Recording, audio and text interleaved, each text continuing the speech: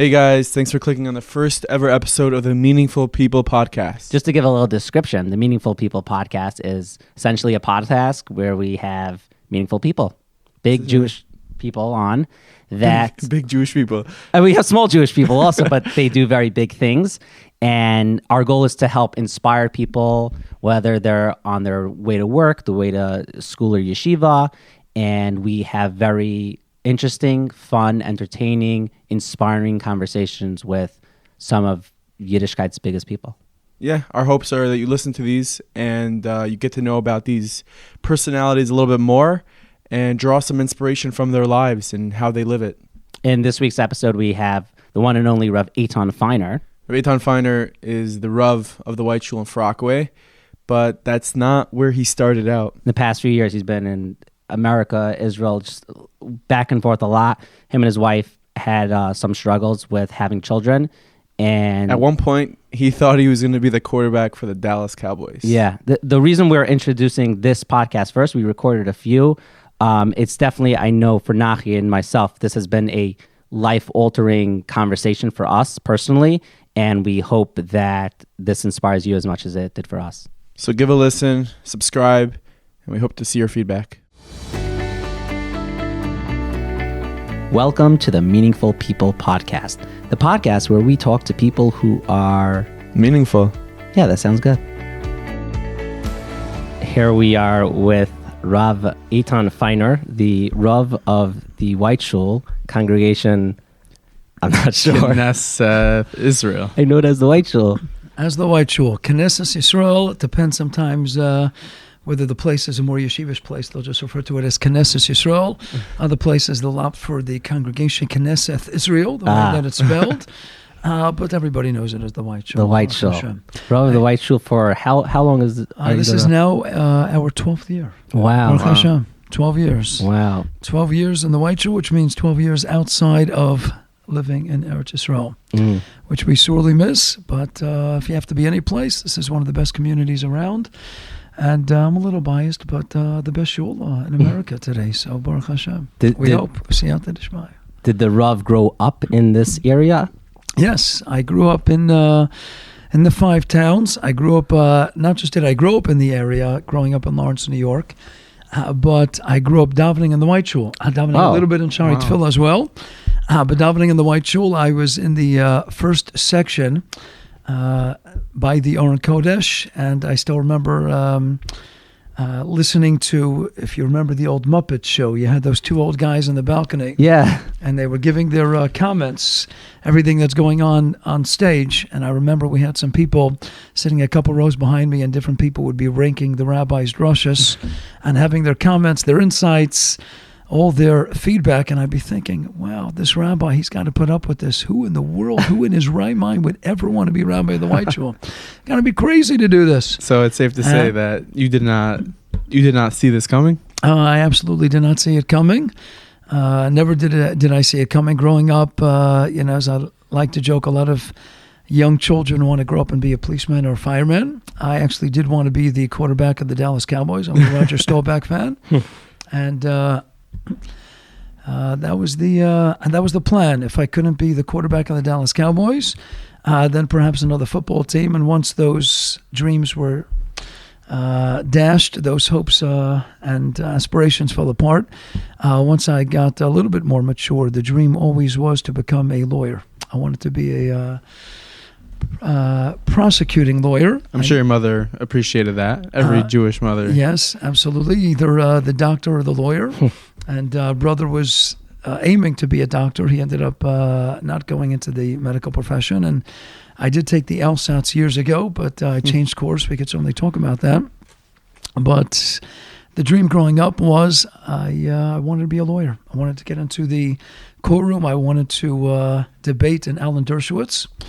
I wasn't a big fan of defending criminals. I happen to like Ben Brafman and Alan Dershowitz. They're wonderful people. But my dream always was that I wanted to be a prosecuting attorney.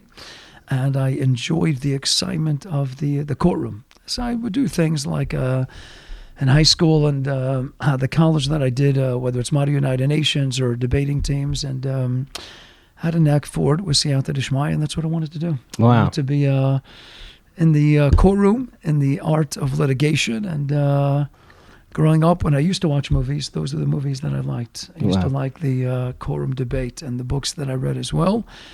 I liked that the thrill and the chokhmah, the pichus that's involved in trying to win a case. So do you think where you are now as a Rav, is that so far from being a prosecuting lawyer? Not so Is far. it- I mean, I'll tell you the truth. When I came back to town, and I was in Rabbanah, so I made some time to meet with one-on-one with a lot of Rabbanim.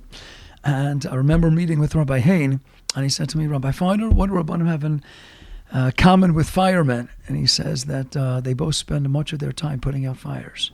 So that's definitely a major component of the profession. But I like to think that there definitely is, we know that anyone who's taken the LSAT, studied for the LSATs, a lot of the skill set is something that's certainly very valuable to bring into the rabbinic profession. But as I say, it's something. I have a cousin, for example, who sometimes, on occasion, he might litigate, and he'll tell me about a court case, and there's a little part of me.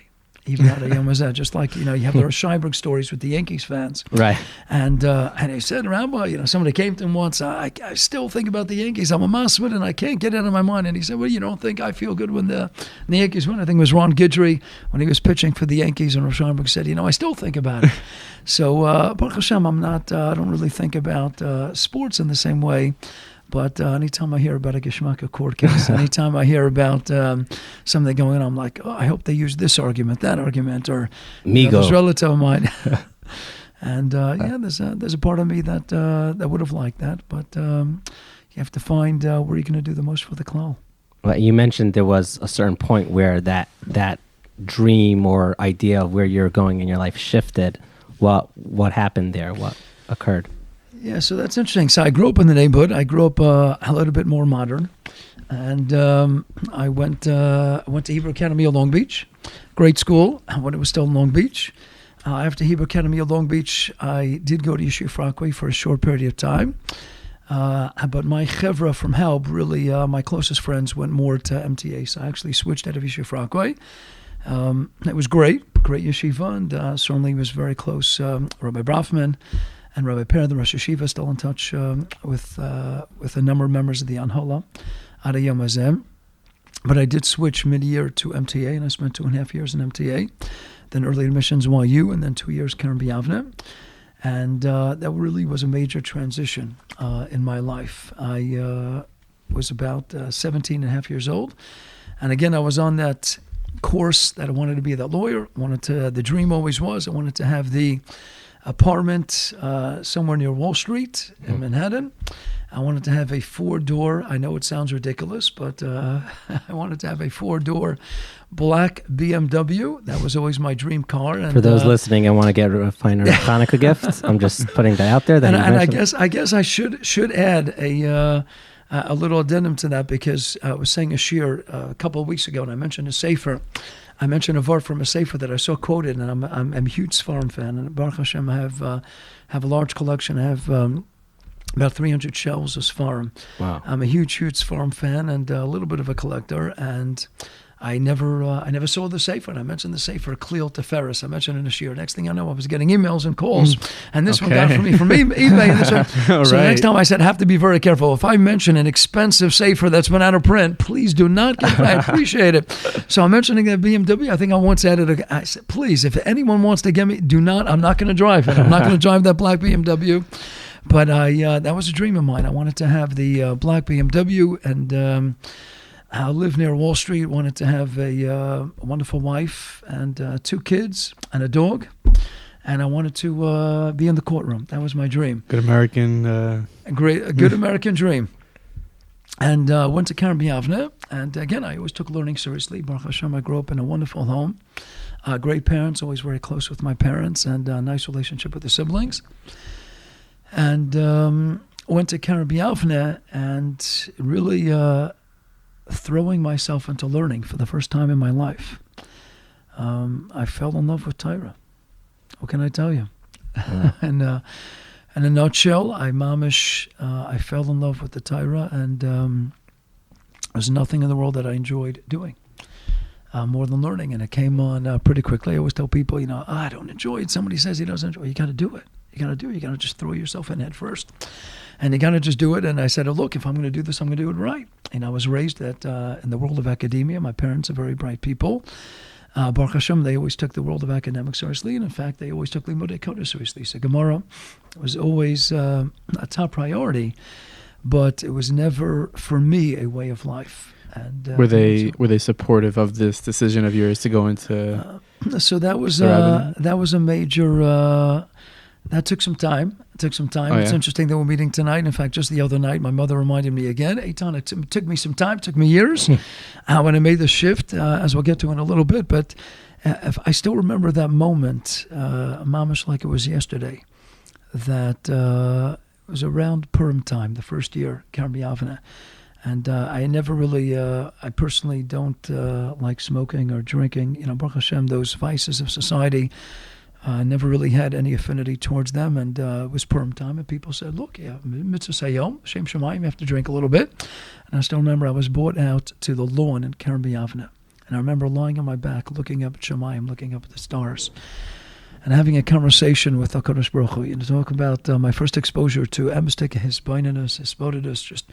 They left me sitting on the grass, and I was all by myself. And I remember I'm lying there, and I'm looking up, and I'm saying, HaKadosh Baruch Hu, what in the world am I thinking? I want a BMW. I want an apartment by Wall Street. I want to be a lawyer, making a few $100,000 a year. That's what I want. That's my life's goal. That's my aspiration. What about the klal?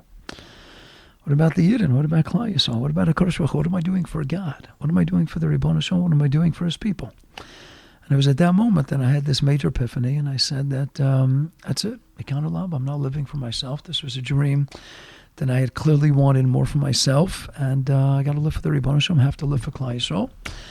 And I decided at that moment, that's it. I'm going to learn as long as I can. I have to be a Talmid Chacham, and it was like 1, 2, 3. That's it.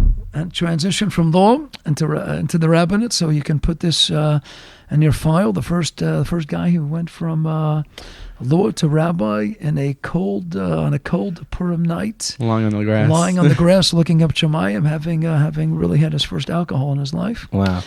And I decided that's it. And I stayed learning, and then I had to write to my parents that I was giving up. I had a scholarship at YU, and I had from a summer at Queens College, and some APs. And the early admissions year, I had some time, I had some credits, and I told my parents, I said, I have to just learn. Wow. And so after 2 years, Karen B'Yavneh, I decided to go down to Nachi Yisrael. I just wanted to, again, YU is a wonderful place, but I wanted to be in a full-time, 7-day-a-week yeshiva. And I heard about Nachi Yisrael. I went down really only just with one friend, Chavrusa. I knew a few people just a little bit. And I went and I threw myself into the learning, and it was great. 2 years at Karen B'Yavneh were fantastic. And then Nachi Yisrael, I sat there for about 8 years. And I dropped out of college at the time. That wasn't easy. It wasn't easy on my parents. The transition from YU to Nachi Yisrael wasn't so easy on my parents. That was one 10-page letter, and a lot of walks and a lot of late nights, and losing my car for a while. And Mom, Dad, I love you. Don't worry. We are very, very close today. And we got through that difficult time together with a lot of siyata d'ishmaya. And Baruch Hashem, my parents came around, and those were some of the best years of my life. I had fantastic rebbeim in Nachi Yisrael. Rav Chaim Eisenberg, Rav Gifter's son-in-law, was my Rebbe the first year, and I got very close with him. And then I went into Rav Tzvi Berkowitz Shir, Mori V'Rabbi, Rav Tzvi Berkowitz Shlita, who was my Rebbe Muvak Adayom. I sat in Shir close to 5 years by him until he asked me to leave. Higi Azman. It was time to get me out of the Shir, but I was there close to 5 years, and Adayom was very close with him. And it's been now about 30 years. Wow. And I hope I can call myself Talmud. I hope a Talmud Muvak of Hagon. Does the Rav call him with questions sometime? Sure. I tell everybody, everyone needs to have a Rav. Everyone needs to have a Rebbe, and every Rav and every Rebbe needs to have a Rebbe. So who's Rav Chaim Kanievsky's Rebbe? That's a good question, but he still conjures up the image of his father, I'm sure, the Stipler, Right. Rav Yosef, his Shver, that even when the Rebbe passes on after 120, you still have to always imagine, what would the Rebbe tell me to do in this predicament, in this scenario? What would he tell me to do in this matzav? And you always have to be thinking that. And Baruch Hashem, my Rebbe should live until Mei V'Yashem. But even though I do call him on a regular basis and I do speak with him, I try, anytime it comes to any major decision, I try to always imagine in my mind, what would my Rebbe tell me to do right now? What would he do? What would he say right now? And I do consider myself very, very close with him. And he's a very special person in my life, and many others as well.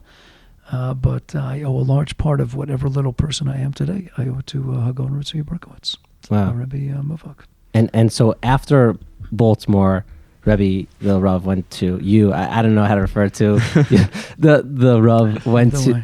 The Rav went to Eretz Yisrael to learn, to live. Yeah, so I was in Nei Yisrael for 8 years, and I got married about 5 years into Nei Yisrael. I was 23 at the time. I met the greatest girl in the world, Viva Handelman, and Baruch Hashem, it went very smoothly. And she had always wanted to go to Eretz Yisrael, but I had a Rebbe at Chavrusas. Baruch Hashem, I have an amazing Chavrusa who's a huge Talmid Chacham today, Rabbi Pesach Skolnick. He and I learned together for about 6 years. I had a great Chavrusa, great Chevra, the best shir in the world, the best Maggid shir, greatest Rebbe. I had a Chevra. And I took my wife down to Baltimore, and I told her, look, if I'm learning well, we'll have to put your Eretz Yisrael dream on hold for now. And she was okay with it. And then after about 3 years in Yisrael in the Kollel, and Kollel Avodas Levi, I decided, you know what, I was getting a little busy. I was speaking in different places. I said, you know what, before I go into the rabbinate, into Rabbanis in America, I need to put in a few more years in Eretz Yisrael. So, and I had, once I got married, I did a master's at Johns Hopkins, also in the summertime, tried to squeeze it in, figuring that that would enhance the Rabbanis as well. It certainly made my parents happy. And you got the car back. So I got the car back. That came a little bit earlier. Not the BMW, but I, Baruch Hashem, was able to get that degree without really interrupting my learning. I was really learning straight for those years. And then I decided I was speaking at some of the local shuls and on different programs. I decided I needed to just put in some more time in Eretz Yisrael. So we went back to Eretz Yisrael, and the plan was 2 years in Eretz Yisrael. And that'll be 5.5 years in Kollel. Then we'll come back into the American rabbinate. And as you know, Eretz Yisrael can have that power, that magic, as it sprinkles that magical dust on so many. And of course, and it was something special like Torah Eretz Yisrael. And 2 years we said, okay, you know what, let's make it another year. No, okay, let's make it another year. So I was able to sit in Kollel for around 7.5, 8 years. And then we were in Eretz Yisrael, and then Esha Torah I came over to me, because in my last year in Baltimore, I was doing some Kira part-time in the UMBC, University of Maryland, Baltimore County campus. And we had the ability to send some students to Eretz Yisrael. And one with whom I got very close, I actually sent him to Esha Torah, and he was doing great. That could be a podcast in and of itself. I got very close with him, and then he told them, when I was in Eretz Yisrael, he told the on holiday Torah, you have to get this Rabbi Feiner. You have to get Rabbi Feiner. So they called me up. They said, can we offer you a Gemara share? I called up my Rebbe, and I said, Rebbe, I'm going into Rabbanis in America, so should I even entertain the possibility? He said, look, you're already there. Sheva Taisa Adif. You're already in Eretz Yisrael, so why not try it out? I said, okay, I'm going to try it out. I tried out Esha Torah, and it was going great. And ended up being moved up to the top shir. I was in Esha Torah for about 6 years, one of the senior lecturers in Magidei Shir. And then as time went on, I started saying a shir. I was invited to say a shir to Balabatim, men and women, Sunday nights in Shara Chesed, Yeshiva Kotel, to Shana Bet once a week, Rabbi Centers. I was at Rabbi Centers on Monday nights, Rechaim Tzvi Center, wonderful Yedid Naaman. So I was speaking there. I was speaking Mechalal once a week, and at the Gross Shul, and part of some other cycles in Hebrew and English, and Sharei Ches and Ebrod. So everything was great. I was able to pay the bills. I was able to learn. I was able to write. And Esha Torah was a fantastic place. And we really seemingly went from the world of dreaming of the American rabbinate to, you know what, let's just stay in Eretz Yisrael. This is the best place. This is where Klal Yisrael belongs, where you don't belong. So maybe we'll just stay in Eretz Yisrael. And we made Aliyah, and we decided to buy an apartment. With Siyata Dishmai, we were able to get things together. It was the midst of the second Intifada. So nobody was buying in the Rechavia and Shari Chesed area. We were looking at Sanhedrin Mechevet. I was doing Shemesh by Rav Yitzhak Berkowitz at the time. I had the schus to get close with him as well. Rav Yitzhak Berkowitz and Sanhedrin Mechevet. And we figured, okay, we'll look to buy a place. And they couldn't sell, so they were lowering the prices of the apartments tremendously. And Siyata Dishmai, we were able to afford it. And we bought it. And we said, okay, that's it. We're staying in Eretz Yisrael. So we went from 2 year excursion in continuing and finishing up years in Kolon and Eretz Yisrael before heading into the American rabbinate, became staying in Eretz Yisrael. Somebody came, offered me a job in the rabbinate, and again, we were very happy at Eshet Torah, all the other places, and we decided, you know what, we have an apartment. My wife was teaching, very, very popular teacher at different seminaries, so we said, let's stay in Eretz Yisrael, and that's the way it was. We were in an apartment, and it was great. It was fantastic, and then things changed. So what would Rabbi say exactly is you're living in Eretz Yisrael, you both are enjoying, you're growing, and then now you're Rav in the White Shul. What occurred that made you decide to come back to the American rabbinate tree? What occurred? So it's probably pretty familiar information by now, certainly to a lot of the amazing members of this audience listening to this great podcast. And I should just interject a big thank you. I enjoy being here. With Thanks for coming on. These wonderful, wonderful Yidden who are doing amazing stuff for Klal Yisrael. Nachi and Yaakov Langer, it's a pleasure. I thank you for the invitation. And I'm sure the audience, just the two of you hosting, I'm sure it's a very appreciative audience. Definitely a great audience. And probably an audience that's familiar with our story. That my wife and I did go through 12 and a half years of unexplained infertility, something that I have spoken about publicly. Certainly don't mind sharing on the podcast. I've written about it in various venues as well. And after 12 and a half years of the unexplained infertility, doctors all over the world, hospitals all over the East Coast of America, and Eretz Yisrael as well, all throughout, then a son was born. Our son was born, and everything went smoothly with the pregnancy. Everything was on track. Everything looked great. And then in my wife's 9th month, the ultrasound specialist saw something that he was a little bit suspicious about. Nothing that was particularly alarming, but something that at least told him that he wanted to do a C-section and not take any chances. And we scheduled the C-section pretty soon after. And our child came out, and for the first 45 minutes of his life, he was a regular, healthy child. And this is our child that probably tens of thousands of tefillos from all over the world. And we thank each and every one of you listeners, everyone out there in Klal Yisrael who was davening, is davening. And after about 45 minutes, they came in to tell us that that all his systems are shutting down, and they have no idea why. And he was going into a coma. His whole body was shutting down. Various organs were shutting down, and they were running test after test, and they just couldn't figure out what was going on. I remember holding him right after he was born, and he did well on his APGAR, 8 or 9 on the APGAR, and I remember holding him. And then right away they had to take him. Things weren't looking right. Then he was in a coma for a couple of days, and because he was born in Eretz Yisrael, so they had experience testing for all sorts of interesting things. And after 3 days in a coma, and after testing, I think they ran about 60 different tests, and they contacted doctors from Harvard and Switzerland and Cleveland Clinic, really all over the world. And finally, they discovered that it was something with the amino acids. The first ever recorded case in the history of medical literature of glutamase, the enzyme that converts glutamine into glutamate. Don't worry, the audience, if you don't know what I'm saying, because I don't really even know what I'm saying here as well. So I plead amaratzis. I'm just really quoting things that came into my head. But the glutamine was at a toxic level, and it created edema on the brain. And that made our son not a normal child. And believe it or not, so they for one night he was Klal Yisrael's child. They found a compound, phenylbutyrate, which can stop the glutamine from killing him. And there was a girl in Beersheba who had some remaining, and they had taxis from all over the hospitals in Eretz Yisrael bring enough to save his life. Wow. And after 3 days in a coma, they saved his life. Well, they told us, unfortunately, with the edema on the brain, he's not going to be a normal child, but they saved his life, and we were certainly grateful for that. And Ada Yom Hazeh was certainly very grateful.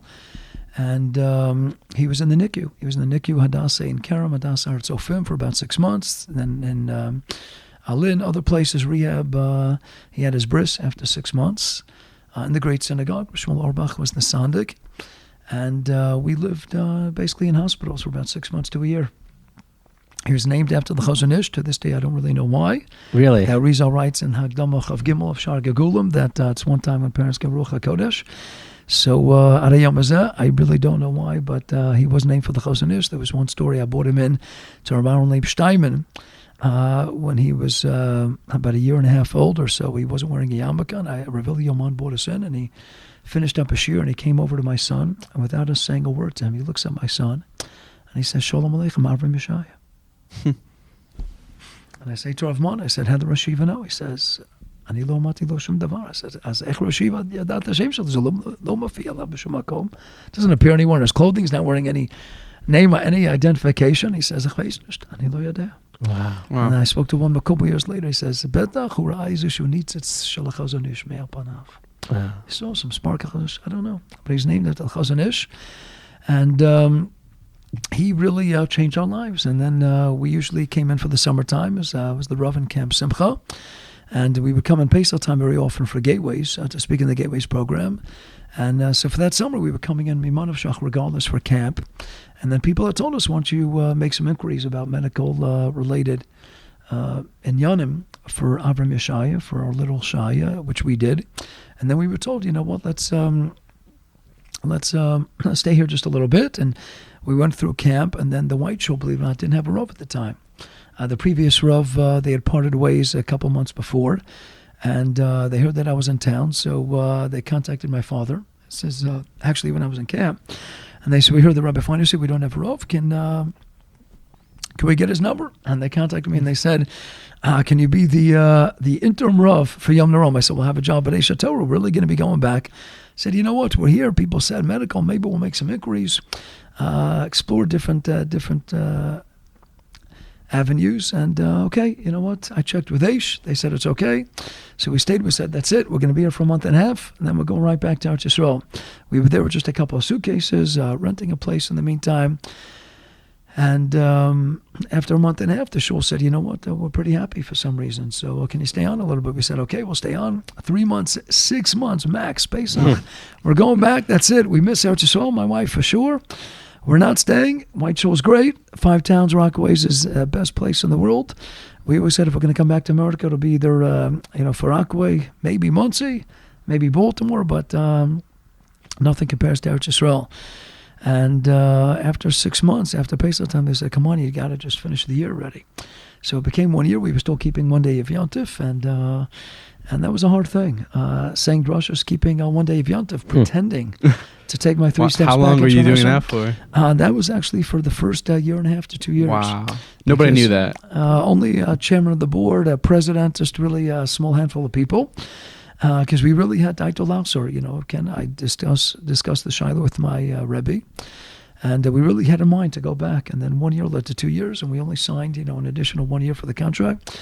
And then came time to making a decision again, and then the shul said, look, we don't want to just do 1 year, let's at least do 2 years at a time. So we did 2 years, and then 2 years went well. They said, okay, let's do 10 years. No, let's do 5 years. We compromised on 5 years. And then we said, okay, now let's do then we said, okay, we'll do a 10-year. So that's how Kodesh Baruch Hu orchestrated events. It seems like this is like a theme in your life. Yeah. I'll give it a week. We'll give it a month. You got to live life like that. You got to go wherever the Eibishter wants you to go. Our plan is for the Rav. He said he's coming in for an hour to do this. We want you to stay here for 10 hours to do this. That's the real. We'll take 5. Well, there's definitely a lot to talk about. So I'm always curious to ask a Rav this. Would you say it's hard to be a Rav? What are the difficulties that come with that? I think it's extremely hard to be a Rav. In other words, I can tell you after having been in Chinuch, people oftentimes make the mistake that Klei Kodesh is Klei Kodesh, a different world. I did some kiruv, obviously, at Esha Torah, UMBC college campus. That's an olam b'fnei atzma. That's a world unto itself. I was in Chinuch, for 6 years, different yeshivas and seminaries, and that's its own world. I have to tell you that, again, not to diminish the unbelievable chashivas, kiruv, Chinuch, gewaldig, sheva gewaldig. But after having been in those worlds and now having been in Rabbanus for 12 years, and I had done some Rabbanus, I had done on a very small scale, I had done a number of seed programs with Tomer Sorabs. Actually, a rabbi took over Shari Tefillah one summer, the summer right before I got married. But the 24/7, 365 nature of Rabbanus It's just an sug achar legamri. It's just a different world. It's if you want to do something right, I'm a big believer. Whatever you do in life, you have to give it leiv nefesh. You have to give it every ounce of your kochos. And I think to do rabbanis right and to work with families, to love families, to be a part of their family, and to really merge your life with theirs, and to grow together, to grow and to inspire one another. I think it's something that takes a lot of time. It means you're engaged in all life cycle events. So you have shiurim, and shiurim certainly is a part of the job, and the drashos and the shiurim, but a large component, something that occupies far more time. All the birthday parties and the siyumim and the upsharons and the bar mitzvahs and the bat mitzvahs and the levayas and the shiva homes and the kvuras and the chasanas and all the simchas takes a lot of time. Takes a lot of time, and before and after, and you have to give it your all. And just the shibud, the achrayas of the sheer amount of time that you could go through busy Shabbos and you could speak 4 or 5 times over a Shabbos. And besides the speaking opportunities, it can mean 3 or 4. I've had nights, Friday nights, 3 or 4 Shalom Zachars. Maybe speaking at a Kiruv event, and then you think like, oh, okay, Motzei Shabbos will come. And then Motzei Shabbos you have to head out to a Bar Mitzvah or another event, a Siyum or a Shever Brachas and Suda Shloshim, and sometimes there's the patira, and then you're up until 3 o'clock in the morning dealing with that. So in the end of the day, it's all consuming, and it takes a lot of time. You have to learn how to go on very little sleep, I think, to do it right. But I think that that's what this world's all about. I think that whatever you're doing in life, whether you're Rav and Kiruv or in Chinuch, whether you run meaningful minutes, whether you're in the world of media, whether you're in the world of accounting or law or medical profession, whatever the case might be, you got to give it your all. You got to give it your kochos. And I think one thing that other rabbanim have shared with me as well is that it really is that all-consuming type of work. It's 24/7, 365. You can go on vacation when I'm away at the Rav. As the Rav in Kem Simcha in the summertime, I do my best to come in. It goes without saying that every levaya, every patira, I come back for, but I do my best to come back for every chasana. Even though it's could be anywhere between 2.5 and 3.5 hours each way driving. Wow. And I could be on sabbatical, mini sabbatical in Eretz Yisrael 2 summers ago, and I could be on the phone at 3, 4 o'clock in the morning with people because of end-of-life shilas and other crises that might be plaguing, whether it's our shul, community, etc. You can never run away. I think you have to be on all the time. I bet when you were thinking about being a lawyer and then you said, okay, you're going to go into the rabbinate, maybe you were thinking for a second, at least I'll have better hours. Being a lawyer, you have to be in the office quite late. That's right. People will tell you there are nights I leave the office 11, 11:30, 12, 12:30, 1 o'clock. Sometimes I'm doing emails at 2, 3, 4 in the morning. I joke with there are 2, 3 people in the shul that sometimes we have email correspondence at 4 or 5 in the morning. So they always joke, they're getting up at that time. That's when I'm going to sleep. They're getting up. So it's really, all hours. It could be vacation time, and I have an amazing Eshes Chayil who is certainly most nefesh for the klal, and she gives her leiv nefesh to the klal as well. And Avram Yeshaya, he loves spending time with me, but he knows also we have to do for the klal. So certainly try and always make time. For my wife, I tell everyone, after you're married, you still have to continue dating. So I still do my best to leave some time to continue dating my wife, Baruch Hashem, and obviously time with our son. But I try and put a lot of hours. People talk about 40-hour work weeks. I'd say 100-hour work week is probably standard for me. And I bet it's evolved over the last 12 years. And I'm really curious, how has it evolved? A lot has changed over the last 12 years in this world, especially in the frum world. So how have you seen, the difference? Is it more issues in a specific area or something else that over the last 12 years, how it's... Right. Great question. I think if we start with the obvious, the advances in technology and the ever-evolving at such a rapid pace of all the technological advances. There was an article that came out a number of years ago. It wasn't just about rabbis. It was about clergy in general. How the whole dynamic, the whole nature of the profession, the clergy profession, has changed drastically in light of all the technological advances, because it used to be, rabbi was off on a Wednesday, so maybe played golf, right? Lahavdil, maybe sat and he learned, the entire day. But nowadays with email and with texting and with phone calls, they ran studies, just the sheer amount of anxiety, neuroses, depression, obesity that's plaguing the clergy because of the stresses of being on mamish all the time. In other words, accessibility. And now it's a question of not just a Rav focusing on his own kehillah. Baruch Hashem, we're closing in on 700 families. That takes a lot of time. But you have past Talmidim, you have people over the world, you have people in different time zones, and they're sending you shilas because they could send an email 2, 3 o'clock in the morning. You'll see when you wake up. And the texting, it's, there are days you can have 50, 60 texts and 100 emails and 30 phone calls on a message machine. And it's just the accessibility and the constant. It's hard to ever really have time off. And that's a major change. And unlike many people, everyone could get a lot of messages nowadays and get 1,000 WhatsApps. But for you, these 60 text messages are crisis. We need to talk. We need to do that. A lot of times, not all. Some of them are, regular shilas. Some of them are irregular shilas, but a lot of them do involve crises, and the crises that take up time. There's some that take up 50, 100 hours, over a period of months. There are crises, but you got to make time for it, and you daven for siyata d'shmaya that you'll be able to help people. Is that emotionally hard for the Rav, just to keep on dealing with? Obviously, there's a lot of simcha, but there's also a lot of just hardship and crisis, and just it weighs on me tremendously. I think part of why it weighs on me, and I'm sure I'm speaking for so many other rabbanim as well, is that I love the work that I do. I love the people with whom I work, and I love Klal Yisrael. And if you love people, what was the haskola of the Nekudas Agalis of Moshe Rabbeinu? Pasuk says in Shmos, Vayarbis of Losam, and writes Rashi, Nosan Einov Velibo Lios Meitzalem. It's not enough to just see it. You have to see it. You have to experience it vicariously. You have to feel it.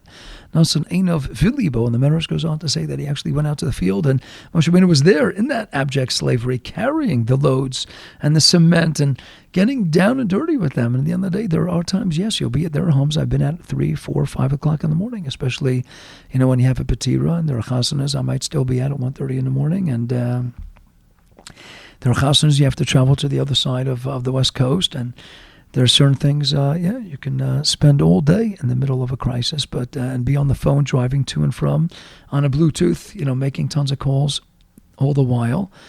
But if you love Klal Yisrael and you love people, and you daven for siyata d'shmaya, then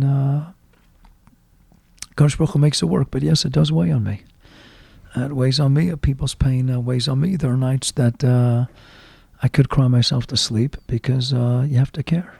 I think any good Rav, I think any good mechanech, I think any good person, any good yid. But you have to be like the Chavetz Chaim says, the greatest chesed you can do is just to sit and listen to someone, but to be that shoulder that somebody can lean on and to just let them know that you're there with them. You're there in the tzara with them and you care. And all their tzaras, if I may say, they do weigh on me. They weigh on me more than people will ever know. More than they could ever imagine. There's plenty of sleep that I lose together with them. And there are nights that I cry myself to sleep thinking about people's sorrows. So, wow. That's probably what makes you, special. No, I think there are a lot of rabbanim, probably like that. I think that, as we were discussing before the podcast, everyone, Kadosh Baruch Hu sends everyone their nisyonos to maximize their potential, to make them become the people that they're supposed to become. I always imagined that growing up, I was one of 8 children. I was number 2 of 8. I always said, God, I don't need 8 children. 6 will be fine. That's probably even too much. I'll be fine with 4 children. Then to wait 12 and a half years for a child, and then to have a child, and that child almost dies. And then you spend a year of your life living in hospitals, and then subsequently probably a good 50 to 100 hospital visits, including emergencies on a Rosh Hashanah, Shavuos, Friday night, 4 o'clock in the morning, rushing in a Hatzalah. We had our years of that. Baruch Hashem, that's since calmed down, but we still have some issues that arise here and there. And then you have that child, and he's not a normal child. Our son is, Baruch Hashem, Teshvat. He's going to be 12 years old. Wow. He doesn't talk. He has a trach. He has a G-tube. He doesn't sit up. He doesn't walk. He doesn't talk. He is far from a normal child. But I could tell you, B'leiv Sholem, that he is the most adorable kid in the world, who has the world's greatest smile, who lifts and elevates people's spirits. With just sitting down with him for a minute or so. And he loves Shabbos. He loves Yontif. He loves his parents. He loves people. He loves HaKadosh Baruch Hu. He loves Klal Yisrael. He loves Jewish music. And he's just a happy kid. He's not fully aware, obviously, of what he has, but he understands a lot. And he's just he is mamish, he is a living, a breathing personification of unbelievable simcha.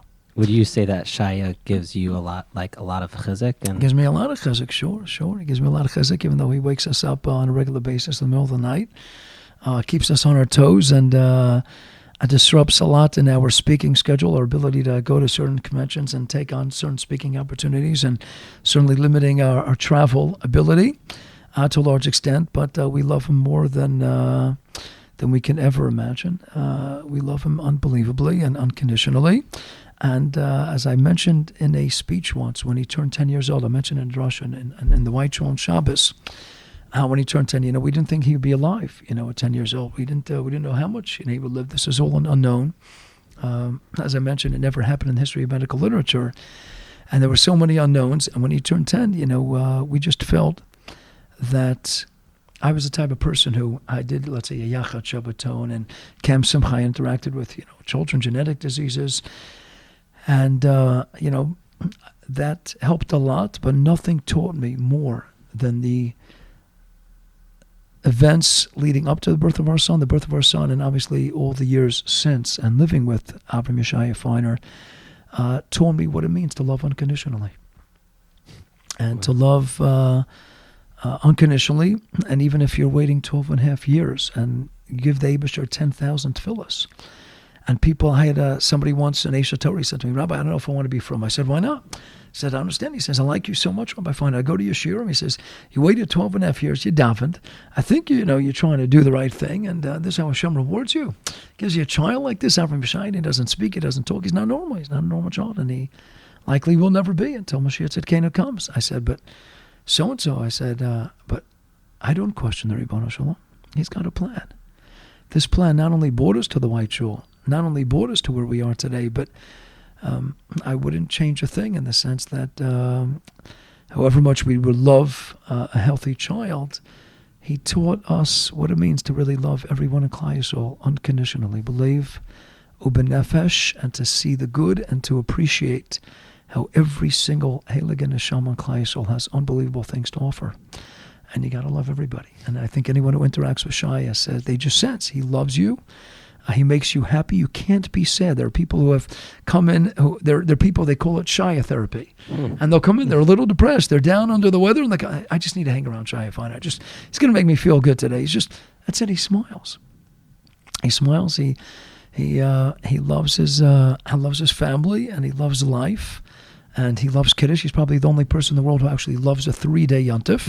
Because Yontif and Shabbos is his favorite. He loves Kiddush. He loves singing. Yes. He loves miras. He doesn't have to worry about showers, And, Right. his mom takes care of him. And he loves 3-day Yontifs. Kiddush, miras, brachas, that's it. He loves Yiddishkeit. He's all the times he spent in hospitals. It always struck me. I don't remember ever him saying, look in the direction of a TV. Like, he's just got this holy neshama. He's just kula ruchnius. And the nurses, who interact with him, see it on a regular basis. And, I think he taught us and a lot of other people, but thanking the Ribono Shalom for everything, and appreciating every moment in life, not only loving him, and through him, loving every member of Klal Yisrael unconditionally, but I think the appreciation of life. We never thought that he would live. We never thought after those 3 days in a coma, they told us that he was basically going to die. And that he's alive, and, again, however many years HaKadosh Baruch Hu wants, him to be in this world, but we really enjoy every precious second. There are some nights, and I'll go into him 3-4 o'clock in the morning, and I'll just look at him, and I'll just put my hand on his head, I'll just give him a kiss, I'll say some Tehillim with him, and maybe I'll do another Kriya Shema Lamita. He loves that. He loves Shema. He loves Malach HaGoel, and I'll just look at him, and I'll just, have my hisbodedus with HaKadosh Baruch Hu. He's an inspiration, to me, to my wife, and I think to many in Klal Yisrael. He's a lesson that we cannot plan our lives. I grew up thinking I was going to be that quarterback of the Dallas Cowboys. That didn't work out. I said, okay, if not the quarterback, and then at least the Seattle Seahawks, I like them too. And that didn't work out. So I said, okay, legal profession, that's my calling. That's going to work out. And once I gave up that BMW, and I gave up that apartment on Wall Street for the apartment in Eretz Yisrael, and for learning Torah, Baruch Hashem, and having the schus of teaching Torah, we learn in life that you can grow up and have visions of the way you perceive, you think life's going to play out. The only way to have emes tika menuchas nefesh and true, pure and pristine simchas achayim is you gotta give yourself over to the Eibishter. Hashlech al Hashem yehavcha v'yechakalach and te'elam nanhei. You have to just, so Hirsch, I would say, in the Hirschian world of phonetic cognates, as Moshe Wolfson writes, and Munisi Tech and Parshas Kisavo, a simcha somech. If you're somech on the Rebbe Shalom, you'll always be b'simcha. So much of the frustration, so much of the depression that's so rampant and rife today is because people grow up with dreams and visions, and when those dreams and hopes get dashed, and those aspirations begin to crumble, and life isn't playing out the way we always envisioned, the way we always hoped for, Befrat, especially if we said, okay, God, it's kilu if we don't even express it or articulate it, but sometimes we just think it in our heart of hearts, that, okay, God, I'm going to do the right thing. I'm going to be a good Jew. I'm going to be an Elachayid. Then I expect, okay, it's kilu tit for tat. You'll give me this, you'll give me that. And those struggles hit and they come, and everyone's got their pekalach. Everyone, I can tell you in the capacity of a Rav. Obviously, everything that comes into my office is with utmost confidentiality, but everyone's got something. People think, these people got it good. Everyone's got their pekalach, without a question. The old NCSY chap, yes, you write out your pekalach, you put on a piece of paper, put on the wall, everyone takes back their own life. I see that day in and day out. And I think part of the major growth, this whole awakening, my son, when he was born after 12 and a half years, and the doctor came in to say, we think your son's going to die. And if he does live, he certainly is not going to be normal. I remember I called my Rebbe on my cell phone in Eretz Yisrael. I called my Rebbe, Ritzvi Shlita, and I said, Rebbe, this isn't the plan, and I'm in chinuch, and I'm teaching Torah, this is my life, this isn't the plan. And he said, Eitan, just accept what the Rebbe wants you to do. And that's what life is. Life is about being an Eved Hashem. And Eved Hashem means that the Eibishter is the Adon Olam. That's how we start our day. We start our davening with Adon Olam. Abraham Avinu, the Rosh of all Emunah, Brachos Daf Zayin and Beis, and no one ever called him an Adon until Adon Olam. The Shara Rachman, the Magid Tzedek, Talmud of the Gra, he says that's why we start Shachris Adon Olam, because Abraham Avinu, Brachos Chavav and Beis was Vasakein Shachris. He's the first one. Mimakar Hashem is the Adon Olam. We start his Tefillah, start the day with Adon Olam. We finish Shachris Adon Olam. Kriya Shalom Vita closes Adon Olam. Eibishter is the master. I'm the Eved. Stop with the visions. Stop with the dreams. If I do this, I go to this school, I go to this yeshiva, I'm going to get this shidduch at this time, and I'm going to get married. These, how many kids I'm going to have, this is what my kids are going to look like. This is how much money I'm going to make. Stop. It's great to dream. I'm a big dreamer. Always keep dreaming. Just spoke about that a little bit the last few drushes. Always have to be dreaming. But with the recognition throughout, the Eibishter is the driver. Nobody likes a backseat driver. Eibishter is the pilot of the plane. And we're on an airplane. And it's bumpy, and there's a lot of turbulence. But we got to trust the driver, the pilot, who's the best pilot ever. Kaviyochel, the Melech Malchim, he's going to take us where we need to go, where he knows we need to go. We don't know. We don't see what he sees. We don't know what he knows. But we have to trust him, Emunah Pshuta, with the idea, Be'seichel, B'moach, B'leiv, B'chush, and that the Eibishter is the master of the world. He's going to take us all where we need to go. We got to just trust him. We got to work on that trust. And if you're Samech on Hashem, you'll always be B'simcha. So when my Rebbe told me that's what you got to do, Eved Hashem had said you have to. Okay, my Rebbe told me that's what you got to do. That's what you got to do.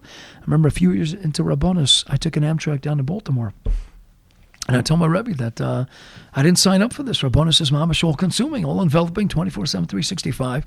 Said, I don't have to pay too many bills. I only have, one son. I would love to Eretz Yisrael. We have an apartment. I said, let's go back to Eretz Yisrael. I just want to sit and learn all day. And that is my dream. He asked me, okay, Eitan Feiner, what would, if I had the choice right now to leave this podcast and just go where I want to go, just give me my little base medrash and Shara Chesed with all my svarim, let me just sit and learn Yom Olai. That's it. Nothing. There's no greater love I have in the world than learning, obviously, than teaching. I love to always be teaching as well and giving over, but still learn. I said, Rebbe, I just want to go back to Kol. I just want to sit and learn all day. He says, Eitan, this is where you got to be. You're supposed to be the Rav in the White Shul. That's what you got to do. That's what you got to be. I said, but Rebbe, I don't have menuchas nefesh. I don't have yeshiva das. I'm busy all day long. I don't really have much time off. He says, but this is what Hashem wants you to do right now. That's it. Took a 3-hour train ride there, spent an hour and a half speaking to them, went right back on the train. My Rebbe Paskin, right now I'm not supposed to have yeshiva das. Menuchas nefesh. This is what the Eibishter wants. That's what he wants. and living through life saying, I'm not living for me. Forget the dreams. Forget the BMWs. Forget the Wall Street apartments. Forget the making the money. That's not what life's about. And all the listeners of this podcast know it. Believe, b'seichel, b'nefesh, b'guf, b'chush. You all know it all. Life ain't about the money. And it's not about the clothing and the jewelry. And it's not about the homes and redoing the kitchen. And it's not about the vacations. Life is about being the biggest and the best and the greatest Eved Hashem that you can be. People ask me, why? What do I love the most about my Rebbe? Is he a Gaon Nifla and Rishonim and Achronim and Gan Shas? Yes. Unbelievable midas? Yes. You know why I'm so happy that I'm a Talmud of his? I'll illustrate it with the following story. There was a group that went down one summer, and I heard this from the father of the boy who came, Camp Simcha. He was visiting, and he told me the story a few summers ago. And his son was in 9th grade at the time. He was in high school, and they were visiting the Yisrael campus. They asked for Tzvi Berkowitz if he could say a shir. So he said a shir to them, 20 minutes, a half hour, and then there was a Q&A, followed up with question and answer. And this boy, a little bit of chutzpah, a little bit of azus, says, okay, Rabbi Berkowitz, I want to ask the rabbi a question. He says, okay, what's the question? I heard this from the father who heard it from the Rebbe who was in the room. This 9th grader says, Rabbi Berkowitz, I want to know, what makes you tick? Here's my Rebbe, a Gaon Nifla, Mamish, Poki, V'shas, Poskim, V'chulei on his fingertips. Rabbi Berkowitz, what makes you tick? And he thinks, and that's the cool, calm, collected nature, personality that he is. And he says right away, the Rebbe tells this father, says right away, he said that when I get up in the morning, I think, I have to be the biggest and the best Eved Hashem that I could be today. One day at a time. I have to be the biggest and the best Eved Hashem. Some days it's learning all day. Learning, teaching, sometimes bitulu shatoa zui kiyuma, menachas haritzes, ksuvas daf yedzayin, mavala tamatoch, nosas kala tzes ames. You have to go to chassis, but the tzana shava, the common thread, the common denominator, my being the biggest and the best Eved Hashem that I could be today. And he wasn't done. The 9th grader says, Rabbi Berkowitz, how often during the day do you think about that? And right away he said, every single second of the day. That's why I'm happy to say that I'm a Talmud. Because that's what he is. He's an Eved Hashem. Remember, he made a chasana. I said this in a drasha. At the highlight 2 years ago of my entire year was he was making a chasana in Lakewood. And I drove out to the chasana. I knew there were going to be 1,000 people there at the hall in Lakewood. And I was davening. I was davening as I was driving there that if I can have the schus, not only of saying my Rebbe, Rosis Marucha, Ayin Erev, and Yud Gimel and Beis. I'm a Rebbe. I want to see him. I'm not going to be able to dance with him, but I'm davening. If I could have the schus to dance with my Rebbe and his son's chasana, even for 10 seconds, 5 seconds, if I could just dance for him. So I go to the chasana, and I'm there with 1,000 other people in the circle, and the chassan pulls me in. The chassan pulls me into the middle. And I'm dancing with the chassan for a few seconds in the middle, and my Rebbe comes and he joins the circle. And I have a karsa tov to the chassan, to my Rebbe's son to this day, because once my Rebbe came in, we danced, the three of us, for a couple more seconds, and then the chassan walked away in his chasana. Wow. He left the circle, and I was dancing in the middle of the circle with my Rebbe. And it was such a highlight. And I came back to the table afterwards. Someone said, Rabbi Feiner, you said all these talmidim, but wow, he danced with you. I said, it's very simple. I said, it's not that I'm necessarily so much closer than any other Talmud. It's because I davened for I had the longest trip. So I davened 2.5 hours. It took me to get to the chasana from Far Rockaway. And I was davening as much as I could. Abishter, all I want is to be able to dance with the Rebbe. That's it. So it was good night. That's why I came to the chasana. So I had 2.5 hours of davening that I should be able to dance with him. Wow. But it was good night to dance with the Eved Hashem. So I try on my tiny level to hopefully be able to do that, to get up in the morning, how could I be the biggest Eved Hashem today?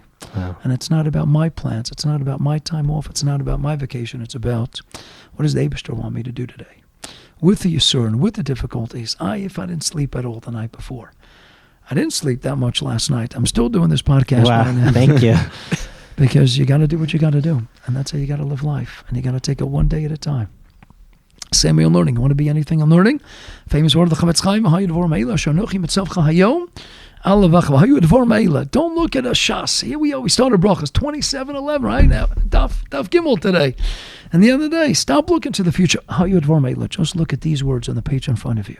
Don't look around at everybody else. Everyone has their own unique yachas, their own unique one-on-one relationship with the Borei Olam. He's the Adon, you're his Eved. You got your own life. Stop looking. What do you lose? What do you mean jealous?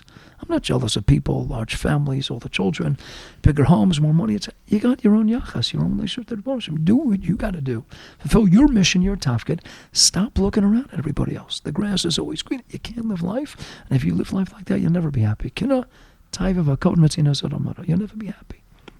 Happy is, am I the biggest Eved Hashem with what God gave me, the circumstances, the matzav, the family, married, not married, children, not children, health, no health, money, no money.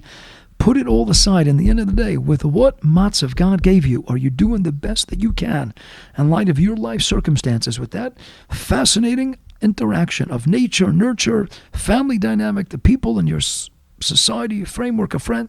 In the end of the day, just be the biggest and best Eved Hashem.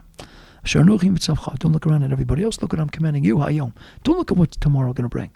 Everything. It's classic. It's Soros Yisurin. Take it one day at a time. That's how you got to live. You got to live one day at a time. That's how you accomplish learning. Right now, this plot, Brochas Dav Gimel. Don't think about anything else in the world. Shabbos Gimel Reis K'Shekai Rebbeim Hai Mesechta Other Sechta Achrita. This is what you're learning now. This is your life right now. Focus on it one day at a time, and don't look around at everybody else. Ask yourself when you get up in the morning, am I going to become the biggest Eved Hashem that I could be today? That means, am I going to learn as much as I can, do as many mitzvahs, chesed, masim, tovim? Am I going to do my job, my mission for today, for this day?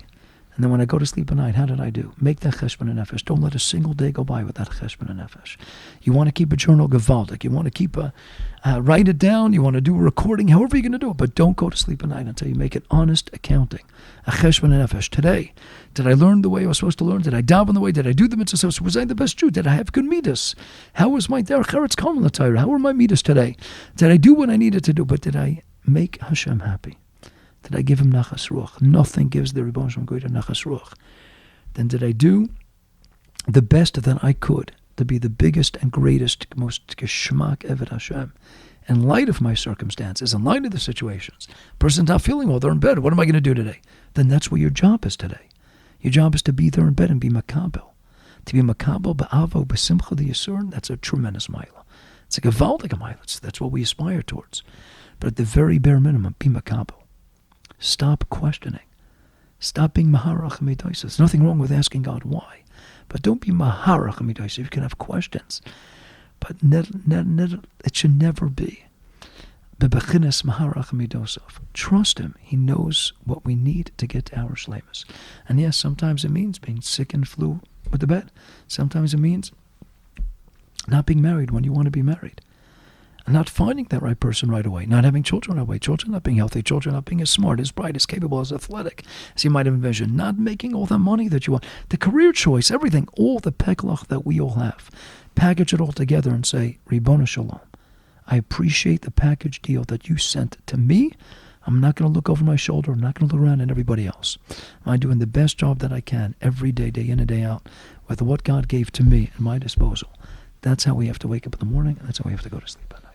Wow. I have two questions. I know we're at the very end, but two very quick questions, so it could be very quick answers that I'm burning to ask. Maybe Nachi has something else. I'm speechless. Okay. So my first question is, should I say both of them? Yeah, I'll say both of them. First question is, yours. What is Rebbe's favorite mitzvah? And the second question is about Rebbe's memory. Rebbe's known for being able to quote. Photographic, yeah. Yeah, I don't know if even photographic is a real thing, but I always want to ask Rebbe about this. So I think your two interesting questions are certainly interrelated. I think my favorite mitzvah is Talmud Torah Keneged Kulam. There's nothing I enjoy in life more than learning. If I could, I'd just love to sequester myself in a little corner, my little base medrash in our Parmachar Chesed with the few hundred shelves of Sfarim and all different topics, and all Maktzos Torah, just sitting there with no phone, no internet, and just sitting and learning and writing. And if I could do that all day, every day, that'd be a dream. So I certainly love learning more than anything else in the world. And I think that really segues into the next question. You know, people think, I know one of the questions you had mentioned to me in passing was, what's something that a lot of people don't know about you? Rabbi said, perhaps a lot of things that people don't know, even though I think we revealed a nice amount in this last hour here. But people sometimes think I have a photographic memory, and the first thing that comes to mind, I'm like, well, if I had a photographic memory, I probably would have done much better in high school. I probably would have had a better GPA. I probably, I always joke, I'm one of 8, and I'm the only one in my family who did not win valedictorian or salutatorian, get one of the top awards in elementary school. And the principal had called me, and I had the grades to get a top award, and he told me about my behavior wasn't up to par. So they even made me editor of the yearbook. But I never, I had, Baruch Hashem, a good GPA, but it never was a photographic memory. I wish I had a photographic memory like Ravaji Yosef. I love his forum. In all honesty, I don't have a photographic memory. Do you work on it? Do you work on your memory? I have a good memory, and I have worked on it. I've always worked on it over the years. I've read some memory books. Not that I employ those techniques, but I developed, designed some of my own techniques to help remember. But what's an example of a technique that? Well, I think the first thing is, and this is what I tell. I had a group of boys from Darchei Torah come to speak to me about memory techniques and about remembering the learning. And the first thing I asked them was, I said, you guys all, you're here today because you want to talk about remembering your learning. I said, how many of you guys davened Shemona Esrei before L'Kai Nitzor and Shema Kaleinu that you should remember your learning? The Gemara tells us in Megillah Davav and Beis Egati Matzasi Tamen. The Gemara says, L'Chadudi. That's only when it comes to sharpness. It's a L'Charifus when it comes to learning. Avaluk Migirsa Siyata Min Shemayi. Megillah Top of Vav and Beis. That to remember your learning, it comes down to Siyata D'Shmai. How do you get Siyata? You got to daven. You got to daven. Brachos chafal from Bibichran Levai sheyispal odam kol yom kol. You got to daven anything you want in life. Bro, Yevamus Samachtal and Rav Neiman as Akri Mosein Sheisol. Kosh Ruchos Misavel L'Tfilos Sein Shol. He wants Tfilos. You got to daven. He wants Siyata D'Shmai. You got to daven. So I said, how many people daven? Rachman Atzon. When there's a chola in the family, do you go one day without davening that the chola should have for shalema? When the chola hits close to home, and it's a spouse, it's a child, it's a parent, do you think you go one single Shemona Esrei without davening? Because things that we love, people that we love, things that are close to our heart and our neshama, we don't let them out of our sight for a second. Do you remember? Do you forget names? Right? The old joke: how do you remember your wife's anniversary? Forget it once, right? And it'll never happen again. We don't forget names of people whom we love. We don't forget birthdays of people we love. We don't remember songs. And I remember growing up, I grew up as Chatai named Yom. I was very into music. I was never really into TV, but I was into movies, which, Baruch Hashem, it took some time, but I had given it up years ago. And music, I liked Billy Joel. I liked Elton John after we do the editing of this podcast, so I don't lose my job. But Bryan Adams, I always had that Bryan Adams voice. And you name it, Chicago. I love this music, and I remember coming back to the White Shul.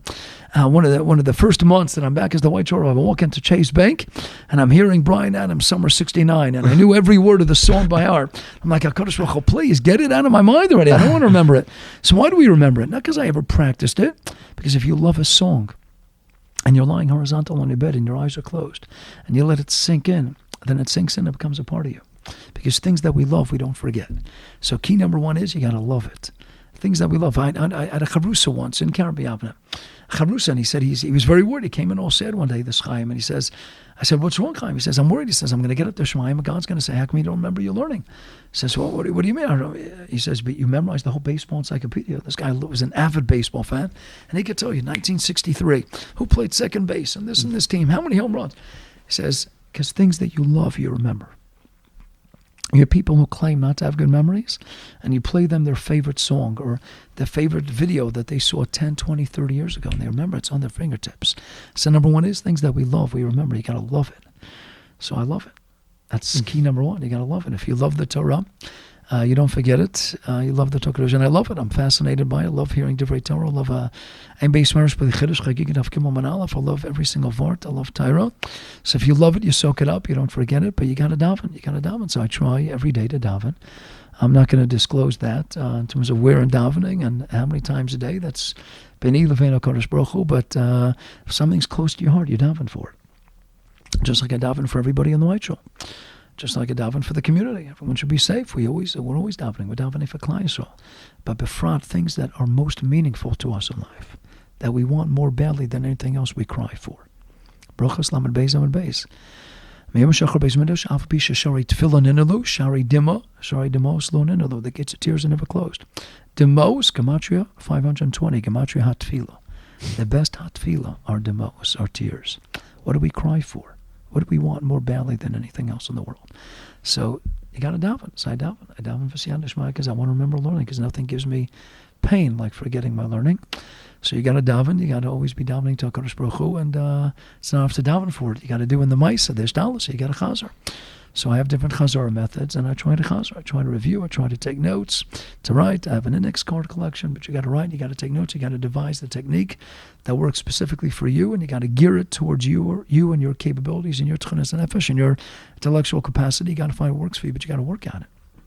At the end of the day, anyone who became a gadol, so Funder writes in the Sefer Zikaron, the Maran Baal Pach and Yitzchak, in the beginning section called the Zechronis, and Daf Yadalet, he says that he never met an Adam Gadol in Europe who became an Adam Gadol mitoch limud. Anyone who became an emistic Adam Gadol became an Adam Gadol mitoch chazara salimud. So you got to chazer, you got to chazer, you got to work on it. Things that are meaningful that we go back and, I always tell people, remember as a kid, right? It could be a movie that you loved and you watch it 4 or 5 times. I never understood why people would ever watch a movie more than once. You already know the ending. What are you wasting your time for? And then I remember there was one movie, my favorite movie growing up. And I was born in the very early 70s, and my favorite movie as a young teenager was Ferris Bueller's Day Off. Okay, so we're going to edit that as well on this podcast. Ferris Bueller's Day Off. For sure. And I remember I was like, I wanted to see it again. I saw it second time, and I saw it a third time. And I never was into ever seeing a movie. And I said, but if you love it, and it's geschmack. If you love Torah, you want to go back to it a second time, a third time, a fourth time. Erev and Adal base Torah is given 4 times. 5 times in Shabbos we encounter Tanamine Yaborim Zinin, Vedamidli Command Mandachem Bekisa. You got to chazer 40 times. Chagiga Tesam Beis. Ain Adoma. Someone who learns based on the Pasuk Malachi and Paragimel. Ovid Elokim Nashor Lavado in Adoma Mishashana Pirka Meipam Mishashana Pirka Meipam Vechad 100 versus 101. The extra time makes all the difference in the world. Are you pushing yourself? Are you pushing yourself to the limits?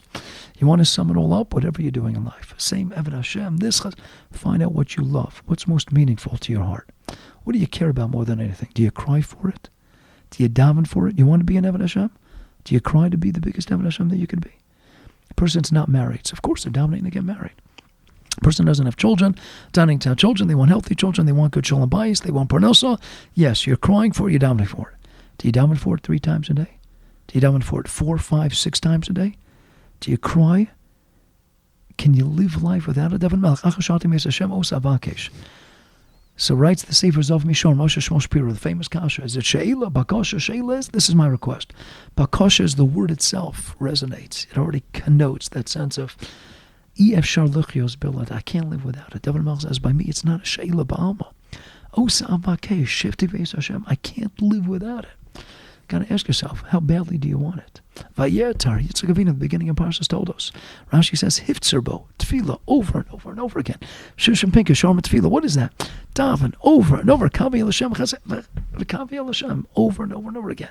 You love it, it matters to you, say keep davening for it, keep crying for it. You put it all together, are you getting up in the morning and going to sleep at night?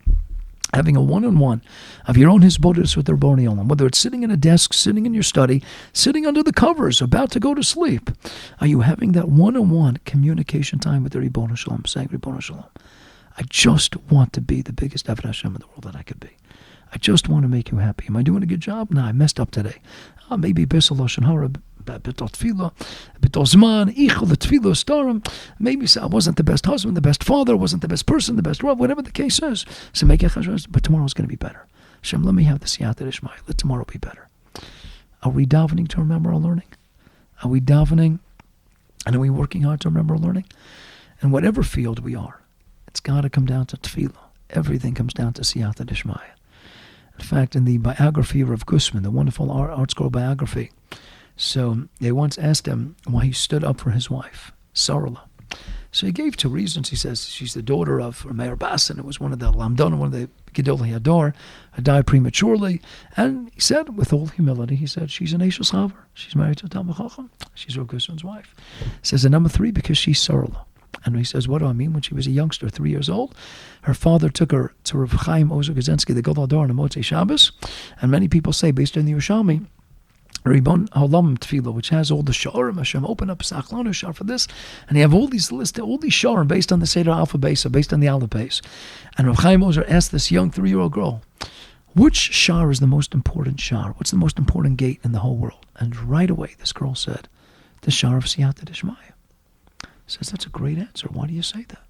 Because if you have Siyata D'Shmaya, she continued, you'll have everything in life. Oh. Zoktav Gusman, that's why I stand up for her. Because she's Sarala. Because that's what she chaps. Klal Yisrael, you want answers in life? Recognize first and foremost, it ain't happening without the Ribono Shalom. But I'll do this. I'll go to this school. I'll get this job. I know people went to Ivy Leagues. They're not making parnasa. People who dropped out of school, high school dropouts, they're multi-millionaires. Charei kachos hakol, the Ribono Shalom has a cheshbon that we'll never fathom. Until Mashiach comes, until the Olam Emes, we don't know, we don't see. Go with the Eibishter's plan. Stop with all your own individual plans. Know that in the end of the day, self goes, it all comes down to Siyata Dishmaya. Daven, daven, daven. Eibishter, open up the gate for Siyata Dishmaya. People want to know we don't have Gedolim. And any Gedolim. Gemara says in Rosh Hashanah Chaf Hei Amud Aleph, Yiftach B'Dorah Kishmo B'Dorah. Moshe Shapiro Zatzal once explained, why did they pick Yiftach? And every generation, the Gedolim and the Manhigim in every generation, like Shmuel, why Yiftach? Yiftach, yes, there were other people who were in great Talmid Chacham. You know why Yiftach? Because Yiftach explained Moshe's Loshem Mafteach. The job of a Rav, the job of a Manik, of a Godol, is to be the Mafteach, to open up the right shore, to guide, to lead people in the right direction. We don't have Rav Moshe Feinstein's, Rav Yaakov Kamnetsky's, but we have Gedolim who could, L'kol HaPochas, at the very least, be the Mafteach, to open up the right sharm. And the first gate, Klal Yisrael, you need to open up, so you need to go right to that shar, Siyata Dishmaya. Baruchnius, Begashmius, Shalom Bayis, children, marriage, health, Parnasa, you name it, it starts and it ends with Siyata Dishmaya. That's what we got to daven for. That's what we got to cry for. And I want to hear this every single day. Belisham Yotzei Min HaKlal. When you get up, when you go to sleep, at the very least, sprinkle throughout the day. Make time, alone in the car, alone in your office, alone somewhere. His bonus, his bodidus, talk to the Eibishter. This week's Marsha. B'charbi b'kashti targum tzlusi b'usi. Meshachachma, sagte meshachachma tzlusi. Those are the regular tefillas. Shachris, menchamar, brachas chavav, b'usi. Stam, all the times you talk to God throughout the day. Got to keep doing that. Klal Yisrael, never go a day without it. Thank you so much. I've never had a taiva to Daven Ma'ariv. I literally want to go on Daven Ma'ariv now. Okay. We appreciate your time. You know, in your packed schedule, this is really much appreciated. And pleasure. I enjoyed very much. Yeah. I enjoyed, and thank you. Hope we'll get together again in the future. There's certainly plenty more to talk about. In the For meantime, sure. we have plenty to daven for Siyata Dishmaya. And HaKadosh Baruch Hu should just protect us all, should protect Klal Yisrael the world over. And just to end with the Berachas Hedjut, that HaKadosh Baruch Hu should give us all the Siyata Dishmaya we need, and to be Malik Komashalas Libchem. Everyone should have all the tefillos answered Bekarov Mamish Latova. But again, Latova is not the way we always perceive that it's Latova, but to trust HaKadosh Baruch Hu and to work on that Emunah, to work on that Bitachon, that if we're Somech Ach Varak and the Ribono Shalom, we will always be B'Simcha. So Klal Yisrael, you should always be B'Simcha.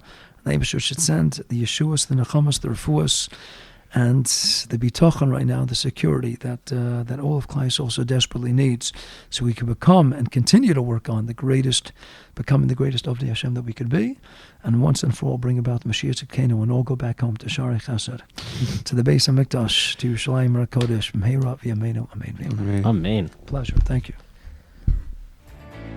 Whew. Thank you so much for listening to the entire episode. Why do you say woo like it was such a big deal?